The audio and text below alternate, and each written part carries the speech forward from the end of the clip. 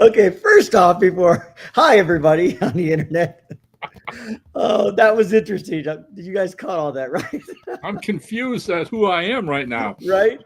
So, Hey, I was fine. right. I might Yes, be. you were. I think Guys, I was the only one.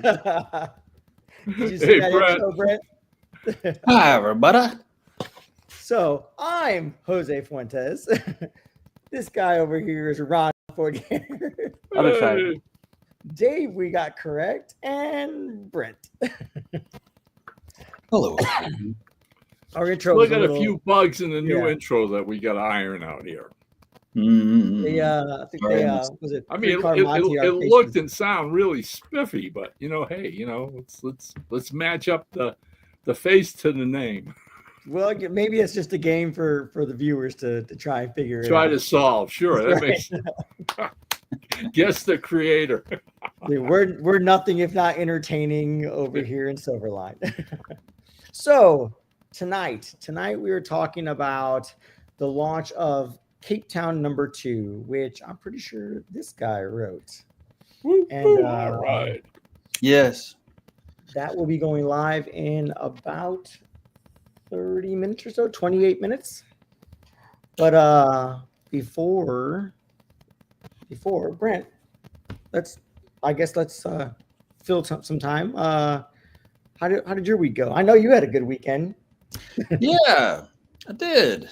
I got to hang out with some people. I sold some comics and took the cash and immediately blew it at the convention. Everything is as it should be. That's right. We were at Daytona Beach Comic Con this weekend, and it's always a blast to do it. It's I believe Roland calls it our home convention, Silverline's home convention. It's just we get a pretty good section of tables and go there and I want to say peddle our wares. It's usually what I say when I go to a convention, but really do. I mean, I for one had some returning friends that came and picked some stuff up as well, and it was a good time. Yeah. So It's fun to see people who really are interested in independent comics. right. And Right. I mean, the big two are always just kind of out there sucking all the energy out of the room. But there are some people who resist, and I'm like, yes, let us get to meet those people. Right. And if you haven't been to Daytona Beach Comic Con, it is a comic book specific convention. There's a couple celebrities here and there, but most, I want to say 90% is comic book vendors, comic book creators, you know what I mean? Independent people just, pushing their own story, which we obviously Silverline, Brent, Ron, you know what I mean? You guys write independent stories. You guys write stories that you want to read, stories you want to tell. I like doing artwork on said books as well. Yeah. I remember seeing Roland's video that he posted, was it Saturday morning or whatever, with you guys at the tables and everything, Yep. right? And it looked like everybody's having a blast. I'm definitely putting it up there on the list of a show I have got to make one of these days. But I've always known, and even prior to Silverline, that there are quite a few small time comic publishers in Florida. Yeah. It's got a lot of creators. And I didn't realize that. It went right over my head until later that afternoon. I jumped back on Facebook or something, and suddenly, who was there? But one of the guys who's been doing independents for the last 40 years, and that was Bill Black. Bill Black, yep. And AC Comics, Florida centric. I mean, comic books, independent, all those great little films they self-produced and everything else. All right, so it looked like a really, really great show. And hey. Yeah, it's definitely fun. It's definitely, like I said, if you haven't been there, you should at least do it. Put it on your list at least once. That is the show when I keep every so often I'll mention about doing a convention and having Tim body slam somebody through the table. That was the show that we tried to make that happen. We tried to body slam Pete. Like, if someone buys every book that Tim has on his table, like one of every book, then Tim will body slam Peter through the table. We had no takers. but you never Mm. know. It might Never know. happen. Peter fled the country, if I recall. He So sure did. Fled the Yeah. country and left his banner. If you guys pay attention to Tim TK when he's hosting our stream, he has Pete's banner behind him.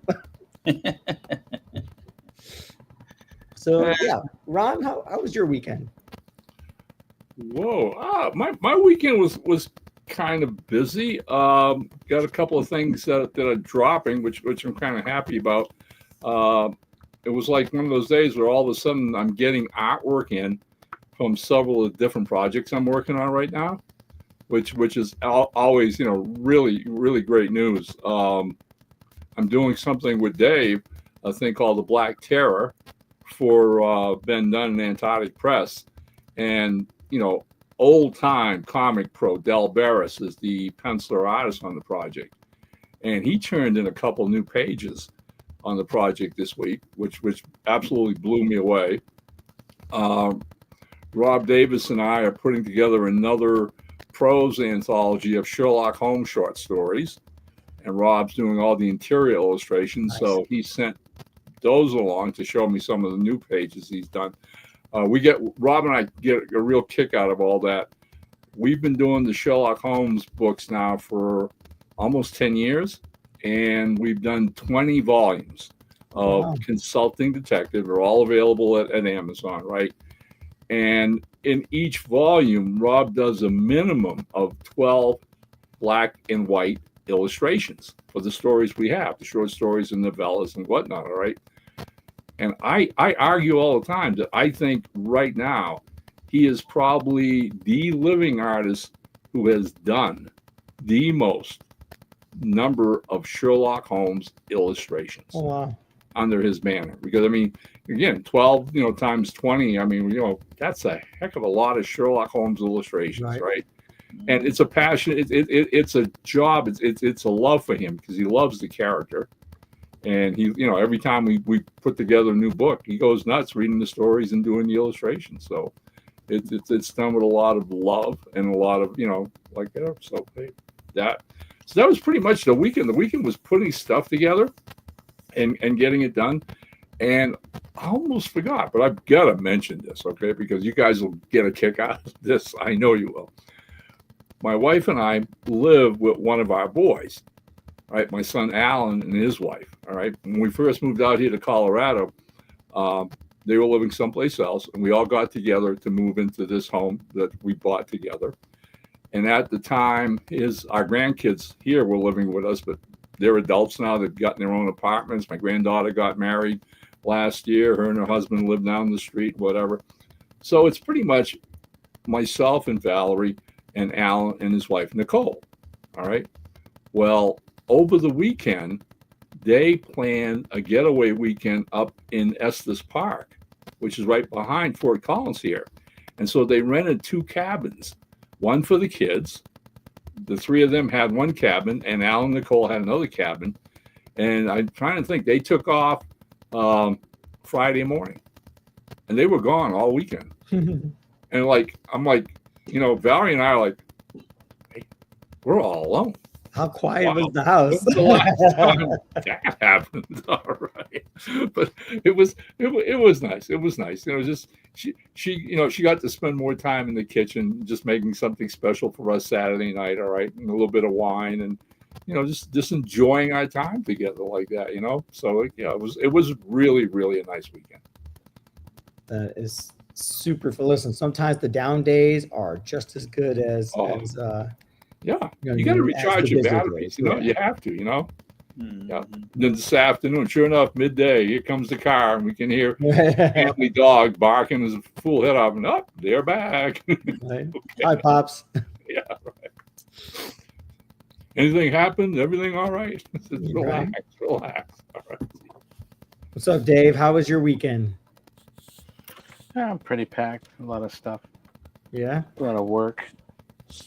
Yep. That's cool. Work is good too, right? You get some side hustle stuff done, some stuff that isn't your primary day job stuff. We We also had a No, you're good. family friend come in, so we did spend a little bit of time going through and seeing a family friend too. So That's cool. working that. So yep. Go ahead. Sorry. No, that's all right. So this past week, my wife and I signed closing papers on our house. So Hey, just bought a house. congrats. That's awesome. Thank you. It's just, I mean, I'm excited for it. I'm gonna have land for my chickens and my turkeys. I have chickens and turkeys, by the way. I'm surprised, and I even have 2 roosters. I'm surprised my neighbors haven't yelled at me yet. But then again, Daytona Beach Comic Con, I actually got to go pick up my daughter, who I believe I told everyone went to college, and she's going for, she's double majoring, so she's being ambitious, and she got to spend the weekend with me. She spent the weekend with me at Daytona Beach Comic Con, and I got to bring her home to see the family for a little bit. Nice. So I spent a lot of time driving. That was basically my weekend.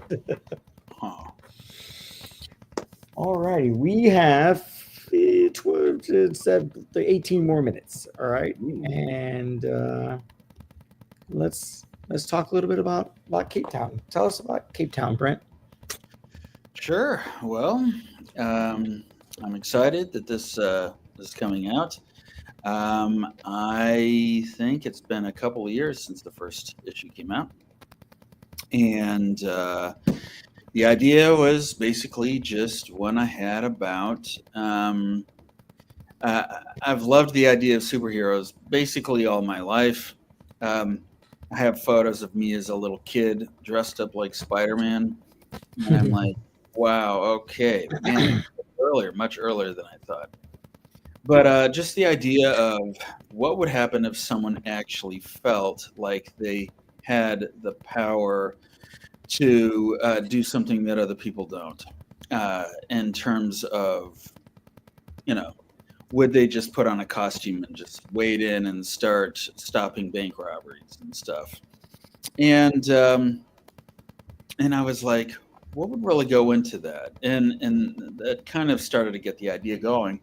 And I don't think Capetown is really a deconstruction necessarily of superhero books. I really just wanted to look at it from the standpoint of what would happen if, for one, if you could wear a costume in public, and what if there was a place where you could wear a costume in public and people would not immediately think you're a sex offender, basically, or trying to sell cell phone plans or something like that. And that's a start. But what if, in the midst of everyone enjoying wearing costumes and pretending to be a superhero, what if a small group of them actually got powers and could actually be superheroes? And no one in this city, the name of the city is Capernaum, and I think it's somewhere on the East Coast. I can't remember. I actually have a map. But anyway, the whole idea isn't that people have powers and can suddenly bench press a ton. This is more like something got into the water supply, and a small handful of people can do a little more than the average person.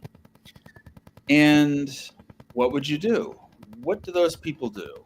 And that's kind of the environment of the story. The story starts in issue 1, where we talk about the fact that there were a group of people who were superheroes, and then within a couple of months, they all just kind of disappeared. And a little time went by, and now 2 new superheroes have showed up on the scene, and they're wanting to know what happened to the first crop. And so you see them, both of them. One hero's name is Recon, and his story is that he does have these low-grade powers, and he's wanted to be a superhero. And his wife is kind of acting as his handler, the guy in the chair, except it's his wife. And so she's kind of talking him through stuff as he's fighting crime. and the other one is Seismic, and he is backed by a wealthy guy who has his own agenda that will unfold over time. But he also has kind of an interesting story. But really, the thrust of the whole story is they're trying to figure out what happened to all these superheroes, while at the same time trying to reconcile with the fact that being a superhero is kind of dangerous. Which is, again, just something you don't really run across in superhero comics. It's like you get powers. What happens? Well, first you somehow you get a costume. I mean, where do you get a costume? I still can't figure out, like, Spider-Man. I mean, what a great costume designer Peter Parker is. He should have gone into business just designing costumes. Killing me. The Marvel version of Edna. Yeah, exactly. But he just kind of dropped that, and you never hear about it again. Or at least I don't think so. So where do they come with their costumes? And then superheroes get injured, but only briefly. And it's always like, my mutant metabolism helped me to heal from this gunshot wound, or my spider irradiated, strength and speed of a spider helped me to shake off the fact that I don't know, I lost so much blood I should have been dead 20 times over. That's not great. I want to find out what would happen if someone actually did get injured. How would they deal with that? And so all of this kind of trying to ground something in the real world, but also have kind of a compelling, at least I think, drama behind it, is kind of what caused me to look into it. That's kind of it. Alrighty. Awesome. I'm biased. You know what? I'm gonna go ahead and show the campaign, even though it hasn't gone live yet. I'm gonna go ahead and show the campaign. There we go. Look at that. Yes. So Recon is the one with the towhead, and Seismic is the guy in the armor. Seismic is that dude. I'll be honest. I saw the first issue and a couple of the art pieces for it, and that dude looks scary. Yeah, Justin did a great job with the art. Yeah. Basically, you have a lot of the same tropes, which is two heroes in the same room who don't know each other. They will immediately start to be in conflict. And my first thought is, why? Why are heroes always wanting to beat on each other instead of the villains first? And I took a little bit of a chance to unpack their stories and why they would want to be that way. And again, it's just fun to take all these preconceived ideas about superheroes and try to just put a little bit of a different spin on them.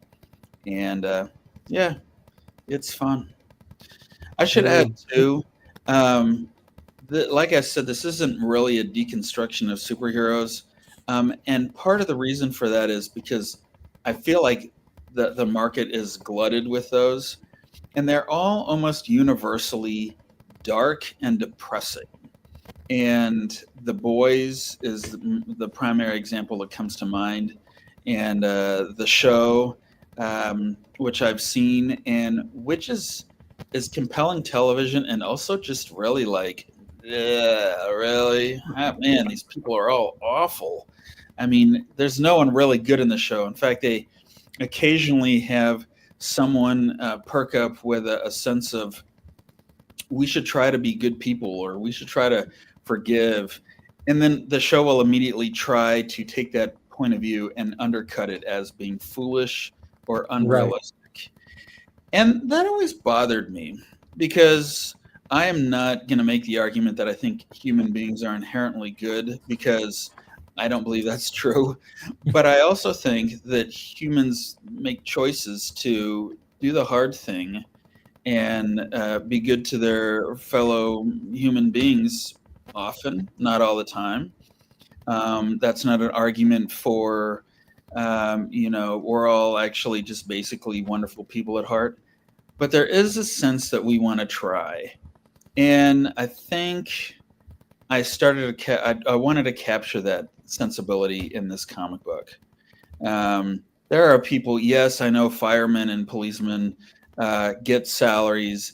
They are not, their motivations are not fully altruistic. On the other hand, they could have all been accountants or, worked on a road crew. Instead, they chose to put themselves in harm's way. When 9/11 happened, the firemen ran into the building when everyone else was running out. They didn't have to do that. It didn't make any sense. But the fact was they saw a need and they went for it. And I kind of wanted to capture that spirit a little bit here. So that was another motivation behind the whole thing. Alrighty. So I've got to ask Brent. So listening to your, the beginning, the concept and whatever, and you say issue 1 is what 2 years old? Yeah, I think so. So how much of the storyline continues in this second issue? Actually, it is a 4-issue story. Okay. So we will definitely do a recap on the inside page like we always do. I think Silverline is pretty good at doing that. Yeah. Yes, I don't want anyone to be lost. Kalis is a little bit different. That's the other book that I do. There are a lot of storylines there that I have to almost be very specific, but this is basically a pretty basic story. And if people jump on with issue 2, they will know what's going on by the time they read the first page. All right. Yeah. Cool. Yeah. So we get the follow-up, or I'm sorry, not follow-up, the recap, right? Which if you haven't picked up the first issue you can also pick up in the campaign when it goes live in 7 minutes. Countdown. Yeah, we're getting there. Definitely on the countdown. Yeah. But yeah, what can you tell us about, without giving away too much, talk to us about the two main characters. You said Seismic and Recon. Seismic and Recon. Okay. Okay. What can I tell you about Seismic? Seismic is let me start with Recon actually.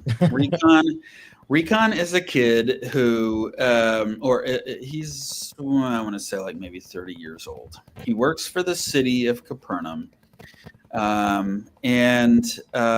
Basically that is how he gets kind of the info. He has a relationship with the chief of police, largely because the police budget runs through his office. And so he gets to pal around with them a little bit in an official capacity and also learn what are the trouble spots around the city. But he's unappreciated at his job. He works for the city government, which often overworks him and underpays him. And this is something he has to struggle with. He is married, no kids. His wife is Asian American. She is a counselor in a hospital, often having to counsel people with cancer or other life-threatening diseases or illnesses, which kind of colors their home life, and that they have to learn to not bring their work home with them. Jeff has to learn to be sensitive to what his wife needs, even when he's thinking, I really just want to go out and be a superhero. And she is having to learn to let him do what he needs to do and not worry about him. But at the same time, too, there are times when she will actually talk him through some of the crime fighting that he does. So really, I wanted to build in this idea that another trope that I've seen in comics is a married superhero. Often, his home life directly conflicts with his superheroing. In this case, I was wondering, what would it look like if it was a husband and wife team and they were actually both on the same page? that she wanted him to be a superhero, and he wanted to be a good husband, and not just be a superhero all the time. And so I would explain it this way. It's like, what would happen if you are being a superhero and your wife called you and said, have a good time, but when you're swinging home from being a superhero, can you pick up some soup? And you know what? It totally made sense to me. So Seismic does not have crazy powers. He's got some invulnerability. And he doesn't have a lot in the way of invention. So he swings around on a line, and it kind of takes him a long time, which is funny because that's when he meets Seismic. And they kind of meet each other early on in their superheroing endeavors. Seismic actually is an African-American guy who runs a martial arts dojo in downtown Capernaum, and who is serving his community in that way, but also has a wealthy benefactor. And I don't want to go into that too much. Issue 1 kind of lays out why, and I suppose I could just tell you, but no, I'm just kidding. Okay, so Seismic was another superhero in a previous iteration, and when all the bad stuff started happening to his superhero friends, he basically faked his death, and this became he hung up his cape for a couple of years and then came back as another guy. And this time he has the wealthy backing of a wealthy businessman in town, and so he's the guy who's decked out with all the tech. He's got the Seismic mobile, or I can't remember what I call it, but anyway, so he's out doing his Batman thing. And so they're both, when they get together, Seismic says to Recon, "You're a rookie and an idiot, and you will get yourself killed." And Recon is saying to Seismic, "You're not really a true believer. You're just doing this because it's fun and you get to play with toys." And so they kind of have to, as they're investigating this disappearance of the heroes, they have to try to learn to put their preconceived notions of each other aside, and a grudging respect starts to develop. So, yeah, that's probably a good lowdown on it, guys. Great. I am going to attempt to play this video. Okay, I haven't seen that video. Let's see if I can make it happen.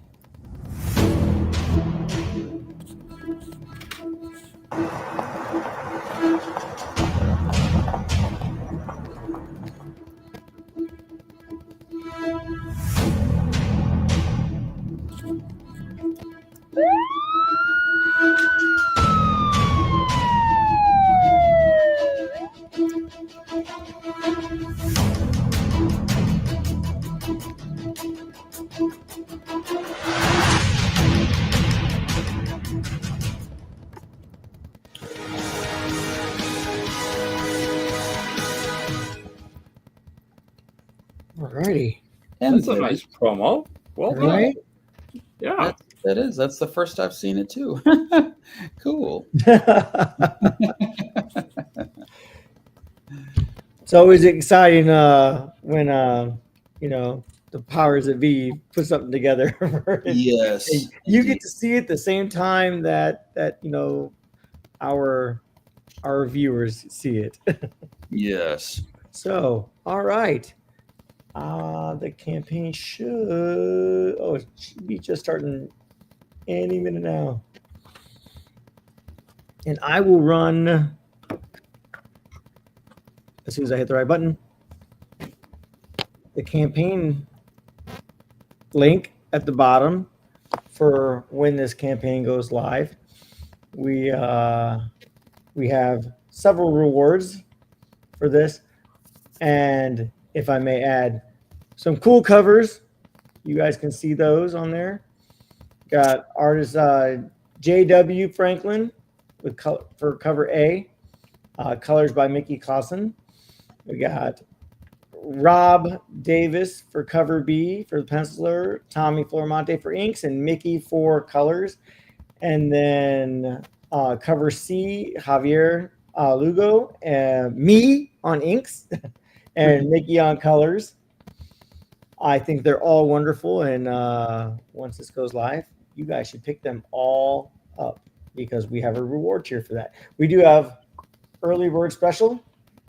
And for $20, I believe you get one of every one of the covers. We have, if you want to just get one, you can get just one. Over here, you get 2 issues, no foil. We have a foil cover, by the way. Cover A, I believe, is the foil cover. And over here, foil +1. Do we have a picture of the foil? Did we get that on there? We might not yet. All right. As I scroll super fast. But cover A, right over here, I don't think you can see. Yeah, cover A is going to be the foil cover, I believe. And so the $22 plus shipping, foil cover +1. $25 is a completist where you can get all the covers. And then we have, let's see, you can add on a physical copy for Capetown #1. So you don't miss out on the beginning of the story. Like, even though it's a crowdfund for issue 2, you can still get the first issue and keep your collection complete, up to date. $5, you got Capetown #2 digital. And $8, you get Capetown #1 and #2 digital. And look at that artwork. Look, it's a Dean Zachary cover. Just think of it this way. It's much cheaper to go back and get Capetown #1 and read that than it is to fly Brent to your house to have him read it for you. True. That will be very, very expensive. So that would be fun. Yeah. Just, I mean, if that's the route you want to go, I think Dave just said that Brent's gonna have to make that happen. So keep your bug out bag ready to go, Brent. Well, my travel rate is yeah. Right, and he'll read it to you as a bedtime story. Sure. I don't fly coach, by the way, on jobs like this. So. Right. He only has green M&Ms. He needs only green M&Ms. Yes.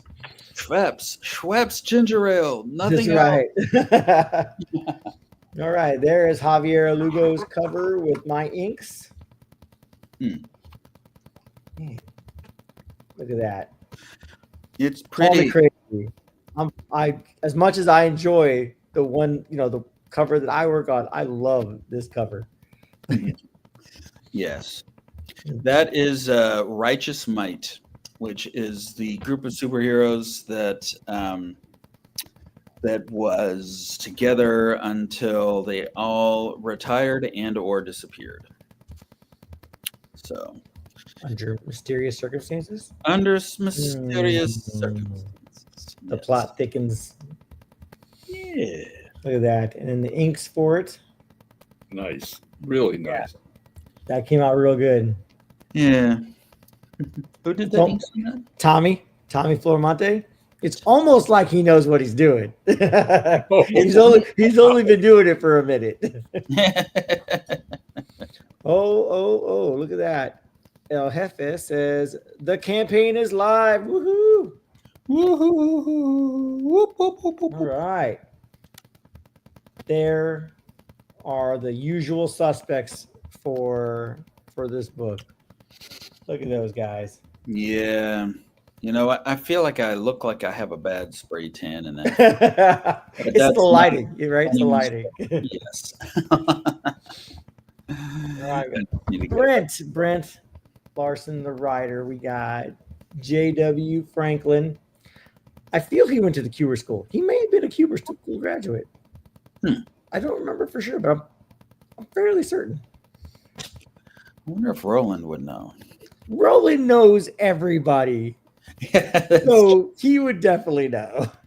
I make that argument all the time. Every time we're at a convention, when he starts talking about people, he is a QB. Look at that. Oh, I should probably click on this so everyone else can see that. He is indeed a QB. Yeah, I thought so. So I recognize his picture, as funny as that sounds. And I'll explain that one later. Because I have one of those as well. And I love it. It's one of my cherished possessions. And then Mickey Clausen. Mickey Clausen. I'm saying that right? Clausen. Doing colors. And we all know Mike W. Belcher, letterer extraordinaire, artist for the masses. That guy is just a cool cat, man. Like, he's such a great person to meet, such a great person to talk to about comics and art in general. I'm a fan. Oh yeah, I mean, Mike's such a great guy and super talented. Right? Oh, yeah. The nicest dude, and his son is the nicest dude and knows way more about comics than I do. It's so cool to just sit there and chat with Aiden. Like, it's crazy. All right, Roland also said, I don't know everybody. This guy's modest. He knows everybody. I didn't know Mike designed the Capetown logo. He did. Oh, let's get that on there. Hefe says, Roland Mann says, Mike also designed the Capetown logo. I didn't know that either, Brent. I think there's several Silverline logos that Mike has indeed created. That guy's, like I said. Yeah, he did the logo to Beyond the Stars. Yes, he did. And the new logo to Chivalry, which is still in production. But it'll knock your socks off when you see it. Again, Mike's an all-around Renaissance man when it comes to comics. He really is. He really is. So yeah, there is the crew, the people, and if you are collecting for creators, look those names up, because there are some people that do, and I didn't know that until this weekend. I didn't know that people collect creators, not necessarily just comic books in general. Because I collect Detective Comics, even though I want to say I rarely read them. I still read them, but I never get to them on time. Like, when they come out, it's always, I'll get back to it. But I've been collecting Detective Comics for so long. It really is the only big name mainstream book that I actually collect.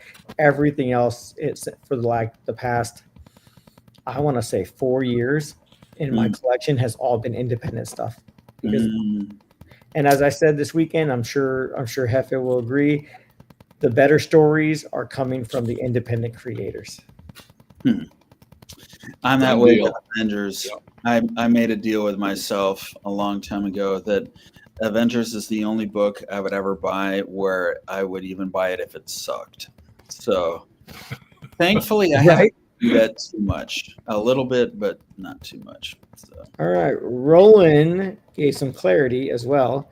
Just off the top of his head, Mike did Beyond the Stars, Reject, Switchblade, Silverline Team Ups. I had to remember what that one was. Teen Beetle, all logos designed by Mike. Whoop, whoop, whoop. And all right. He said, yay, Jose, to me collecting independent books.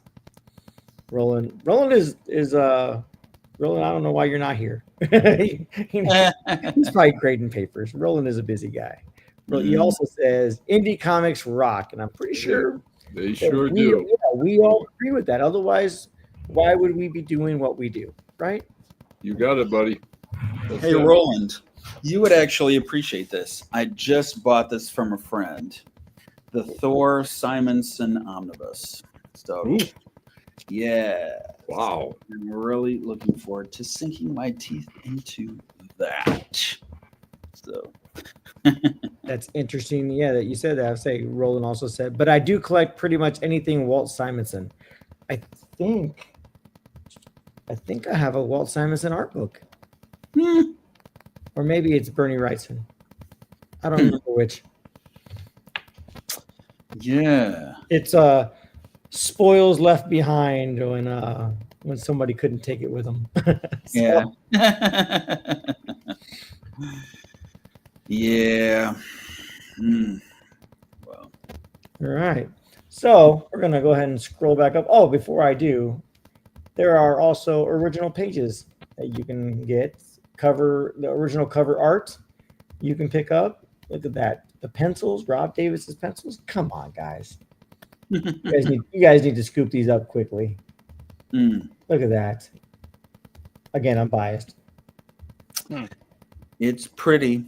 Yes, it is. You definitely have some pretty awesome creators. Like, not just you, Brent. Not trying to brown nose there, buddy. But look at these pages. Yeah, I know. It's funny because several times I'm like, "Hey, comic book writer," and they're like, "Oh, really? Oh, look at these books. Oh, the art is so great." And I'm like, "Yes, the art is great." I would imagine, and I love the fact that, like, a writer is really hard, and I appreciate it. I know several writers, but the ability to go to a convention and you have to talk. You have to be able to talk to people as a writer, because you don't have the art unless you have the book on your table.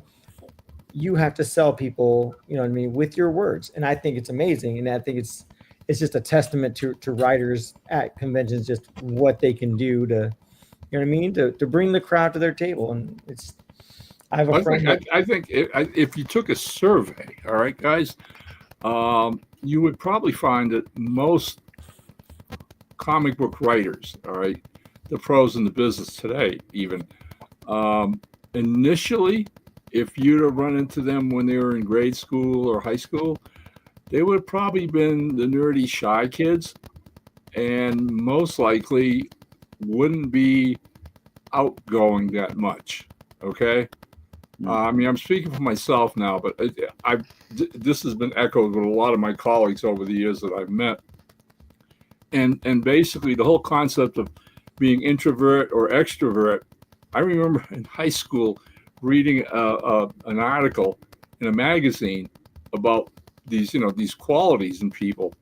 And one of the things that the gentleman who wrote the article said was the advantage of the introvert over the extrovert, all right, is that if they apply themselves, the introvert can change their habits and personalities. They can adopt an outgoing personality that's genuine if they work at it. An extrovert will never become an introvert. They just don't know how to shut up. Okay? That has been so borne out. I have good friends who are dyed in the wool extroverts. And if you can get a word, Angel, no, I love them. They're great people. Don't get me wrong. All right.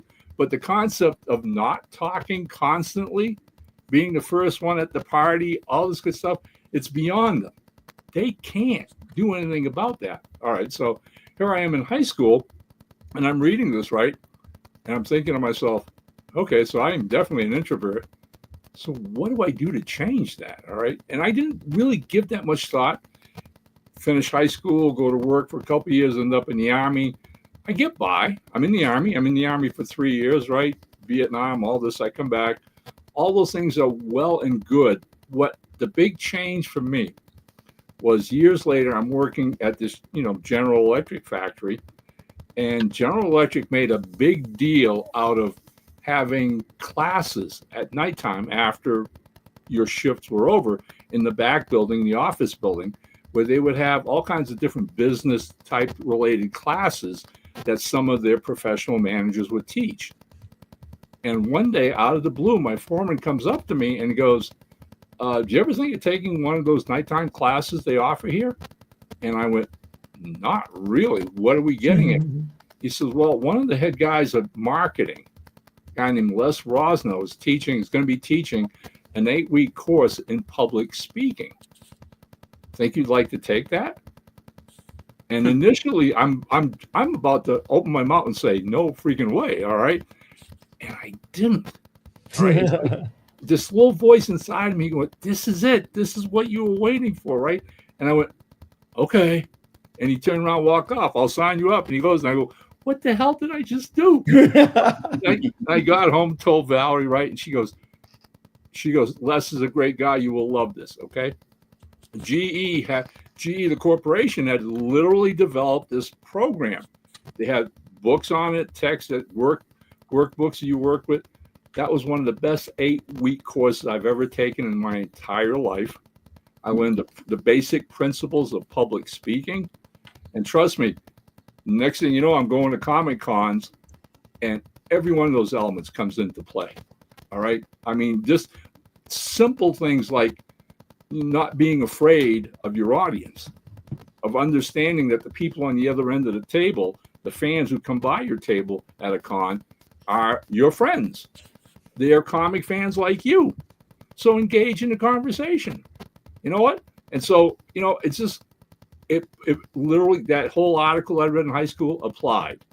And believe me, I have tons of friends today who go, you're not an introvert. You were never an introvert.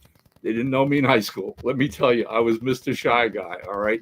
But you can change. You can literally change.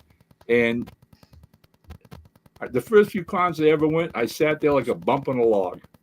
People will walk by my table and just keep walking because I wouldn't engage. But after taking this class and learning some of this stuff, it just came easy to just say hi. You're walking by your table, just say hi, and have the real attitude that I'm here to have fun, and hopefully, if I can make new friends, that's gravy. Okay, I'm ahead of the game. If I sell something, great. If I don't, and I still had a good time, and I met nice people, I'm still ahead of the game. So literally, it becomes a case of don't be the extrovert, don't be the used car salesman who people come by and they grab them. Here, buy my comic book. It's great. You're gonna love this. All right, blah, blah. No. Hard sells do not work.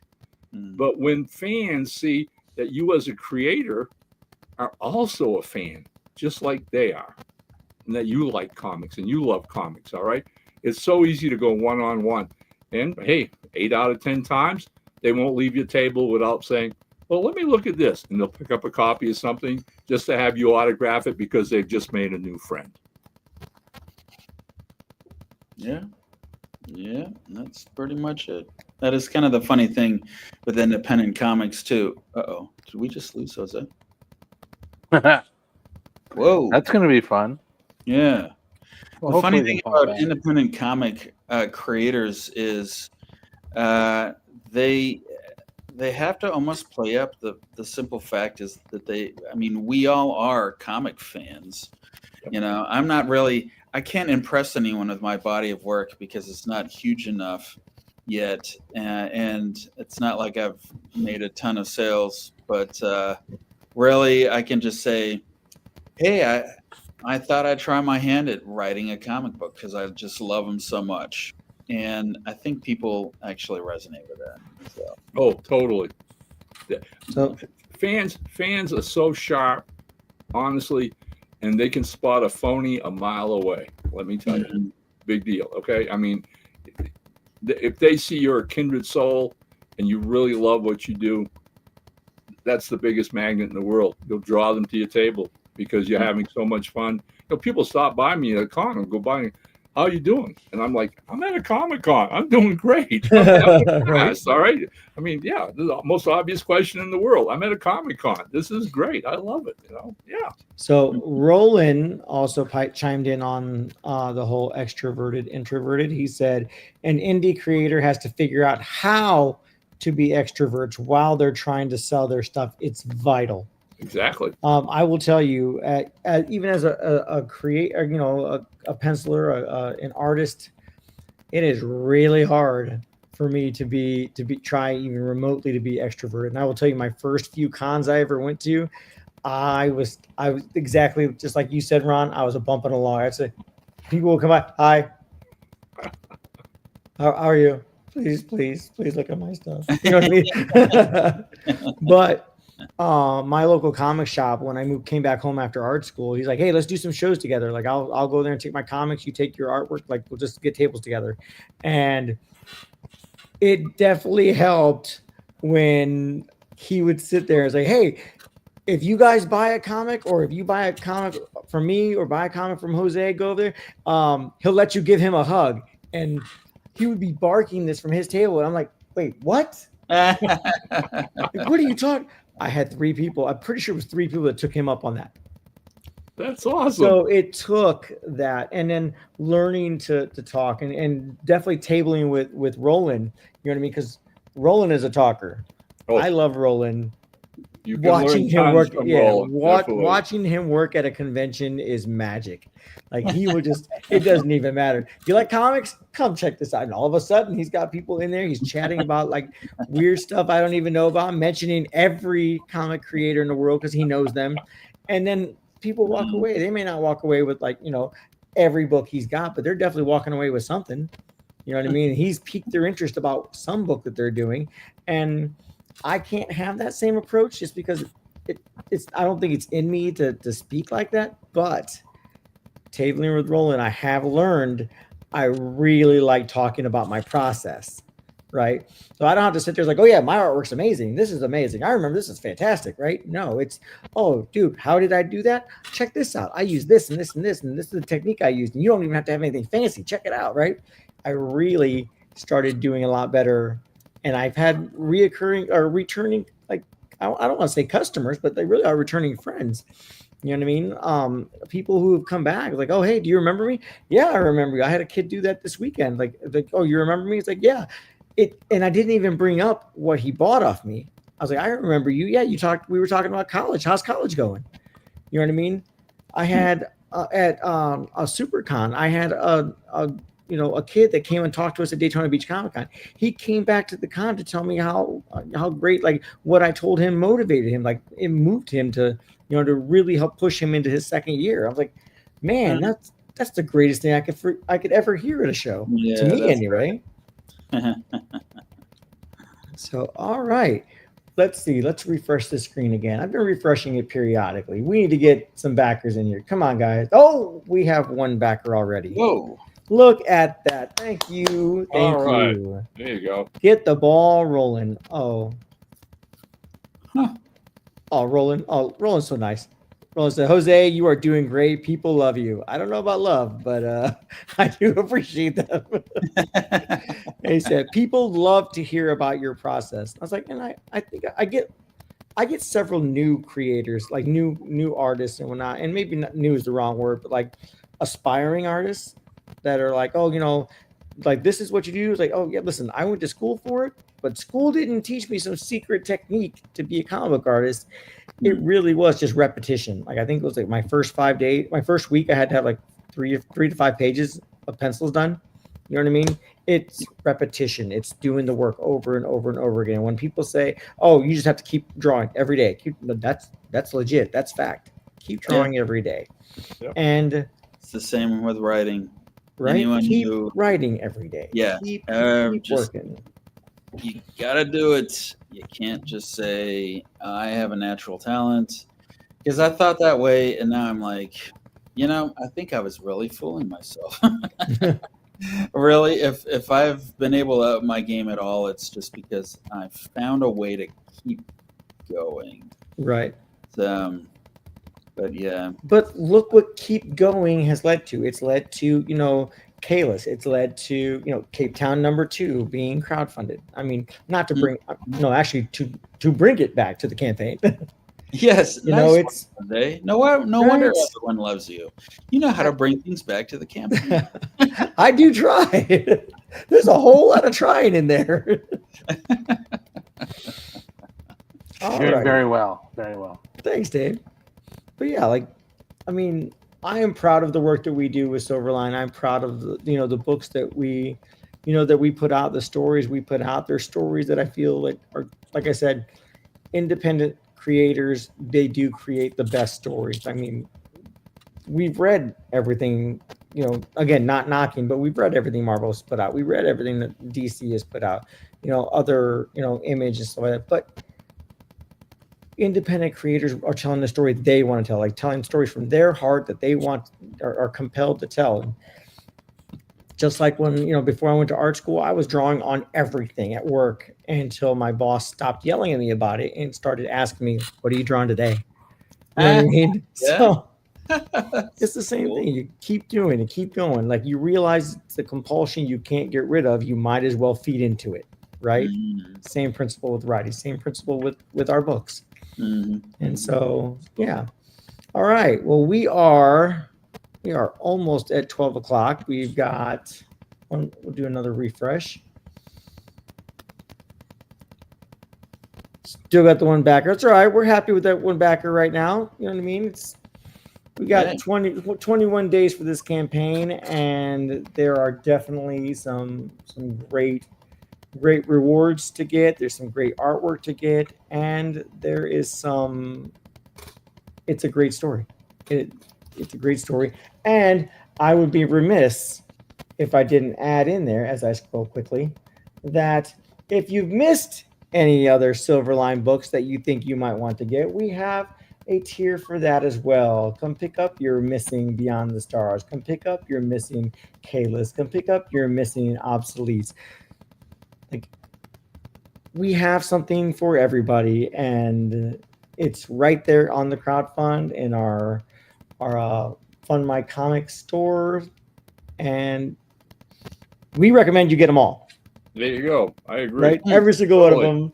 We've all worked on some really great books. Ron has worked on some great books. I mean, look at the titles that you just listed off. I mean, unlike Marvel or DC or whatever, right? The last thing you're going to find is cookie cutter stuff here. All right, Right. It's an eclectic bunch of comics by a variety of super gifted creators, writers, and artists, and whatever, and totally different original stuff you're not going to find anyplace else. So hey, check it out. Hey, come and pick up Capetown too. Look at this and Right. check out what else Silverline has out there. And if you've missed something, pick it up. All right. I would like to just talk about one more thing. Let me stop that one. Let's bring up another one.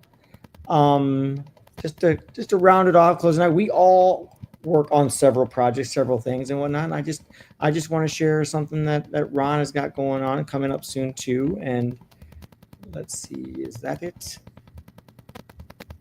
Window. That might be it. Let's see. All right. Let's go ahead and share that. All right. Ron has Brother Bones original story coming out. And I just want to take a second to just, give Ron a little mention in there. We're going to go ahead and. Well, yeah, I appreciate, you guys letting me tag along, be the caboose at the end of this episode. This was about Capetown, and I didn't want to take away that spotlight. It's well deserved. But I just wanted to give, those folks who've been watching our show on a regular basis, and thanks for doing that. The Brother Bones Kickstarter campaign starts this coming Friday, the 12th. So just wanted to give it another shout out. I gave Jose a couple of other images. If you got a second to post, the Rob Davis page, if you can put that up, I think that will excite a few people. Issue number 1 of Brother Bones is 40 pages long. All right. Wow. The first 33 pages are the first chapter of the graphic novel. And then we've got a 6-page bonus short in the back, drawn and illustrated by all our mutual buddies here at Silverline, Rob Davis. And that thing is just phenomenal. And that's the front page. That's the first page of 6 pages of a short called Nowhere to Run. And when you see the rest of them, it'll blow you away. But anyways, that's it. Brother Bones launching. All right. The original, the origin graphic novel. I've been writing the adventures of this character for almost 14 years now in prose. And this is the first time that origin story is done as a graphic novel. The artist is Joe Arnold. Our buddy Mike Belcher, once again, was really kind enough to help us out and do the lettering and made it look absolutely beautiful. So thanks for the platform for a little bit. Problem. That's Friday the 12th. Check it out at Kickstarter. Thanks. All righty, and again, click on his Kickstarter link to notify you on launch, and click on our link for For Capetown, we will be monitoring it. We will say thank yous.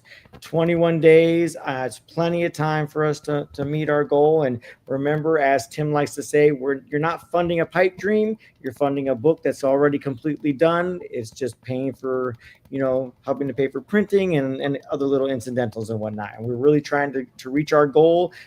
Get into stretch goals, get you those bookmarks, get you those stickers, get that flight for Brent to come over and read it to you as a bedtime story. So I suppose I'm open to it. right? Not now that you've twisted my arm.